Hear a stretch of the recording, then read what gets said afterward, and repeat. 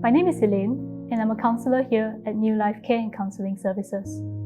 Today, I'm going to be sharing with you a story about one of the clients that we served who unfortunately passed away in 2017. Her name is Madam Tamani, and this is her story. Madam Tamani was a 57-year-old lady who was unfortunately diagnosed with cancer in the early part of 2016. She actually stayed alone in a 3-room HDB flat because her husband had already passed away from cancer in 2015 and they did not have any children together. Madam Tamani had persistent low moods, sense of helplessness, and feelings of loneliness.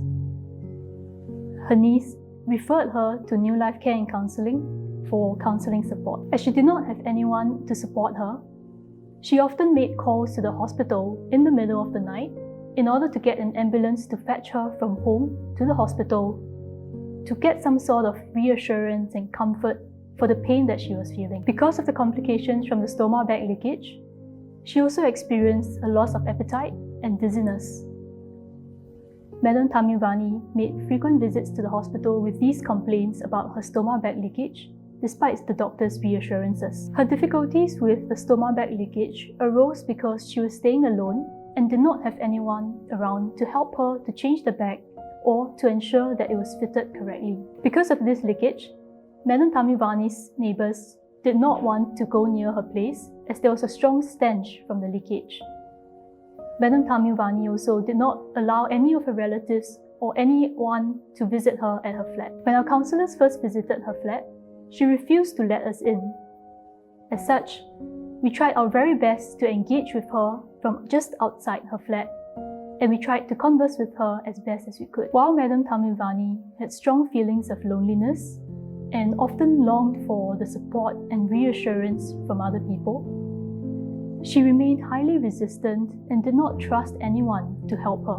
Over a period of time, as we consistently met up with Madam Tamani and ensured that the same counsellors were meeting with her very regularly, she slowly built and developed trust towards us and eventually opened her door and her heart to us. When Madam Tamani developed more trust towards our counsellors, we started to explore more options about her living situation with her.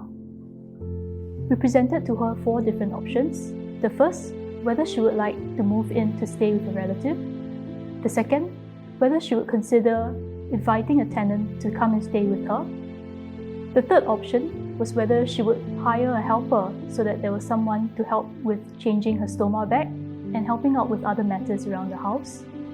And finally, the last option was whether she would consider moving into a nursing home where she could receive medical support and assistance. Eventually, Madam Tamani decided to move into a nursing home. As such, NuLife assisted her by ensuring that all outstanding bills were paid for and to close the utility accounts so that she did not have to worry about these bills accumulating during her stay in the nursing home. We also assisted her by filling out the paperwork so that she could have a smooth entry into the nursing home. NuLife made arrangements for Madam Tamani to move into a nursing home that was located beside a government-structured hospital that she frequented for her medical appointments.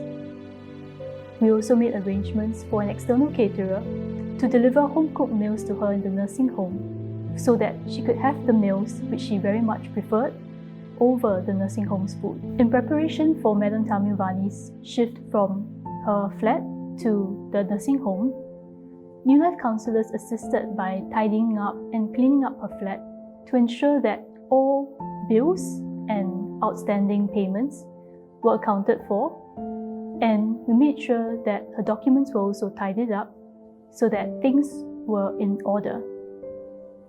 During the process of doing so, that was when we realized that there were insurance documents that were lying about which actually belonged to her late husband. As such, we followed up with the insurance company on behalf of Madam Tamani. However, because her late husband had passed 2 years ago, it was very difficult for us to get the insurance payout from them.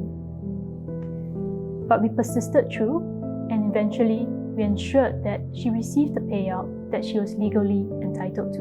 When Madam Tamani first started her counselling sessions, she was filled with a lot of anger and frustration, loneliness, and feelings of helplessness about her situation.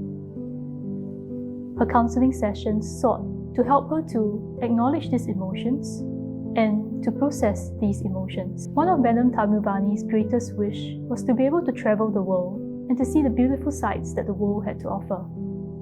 However, she was not able to do that while she was in her marriage. After her husband's passing, Madam Tamani sought to fulfill her wish of travelling. However, her excitement was short-lived because she was diagnosed with cancer.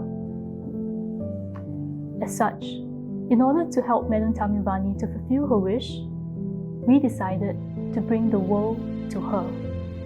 And we did this through an iPad, whereby we could show her the different sites around the world, and she was very excited and happy to be able to enjoy these with her counsellors. Over time, Madam Tamani was able to move through her feelings of anger, frustration, and resentment with the support of counselling. We discussed with Madam Tamani about her wishes for her last rites and her funeral, and upon her passing, we worked closely with the undertaker to ensure that her wishes were carried out accordingly. After her death, Madam Tamani's assets were evenly distributed among her relatives in accordance to her wishes as expressed in her will. While Madam Tamani's case was unprecedented and it was a challenging case that we had to manage, we were very glad to have been able to journey with her and to help her to make sure that her end-of-stage life was smooth and that she was able to pass in peace. We are very glad also that the lasting power of attorney, or LPA, has been introduced in Singapore because we believe that it's a very important part of a person's life and it should be followed through with.